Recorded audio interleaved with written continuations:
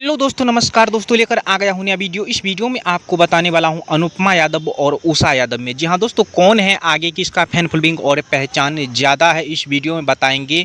यानी किसका ज़्यादा हिट सॉन्ग है और कौन ज़्यादा रुपया कमाती है, यानी पूरा जानकारी देंगे इस वीडियो में। तो इस वीडियो को पूरा ज़रूर देखिए, बहुत ही ज़बरदस्त और सबसे अलग वीडियो लेके आ चुका हूँ। चलिए दोस्तों, सबसे पहले बात करते हैं अनुपमा यादव के बारे में।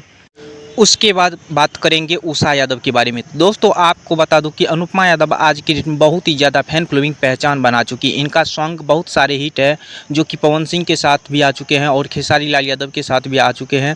यानी भोजपुरी इंडस्ट्री में सभी गायक के साथ गा चुके हैं अनुपमा यादव। अनुपमा यादव का स्टेज शो बहुत ही सुपर डुपर हिट होते हैं और दर्शक बहुत ज़्यादा पसंद करते हैं। अनुपमा यादव एक स्टेज शो का लगभग 50 से 60 हज़ार रुपया डिमांड करते हैं। जी हाँ दोस्तों, कम ज़्यादा होते रहता है, लेकिन एक अनुमान से 50 से 60 हज़ार रुपया डिमांड करते हैं अनुपमा यादव।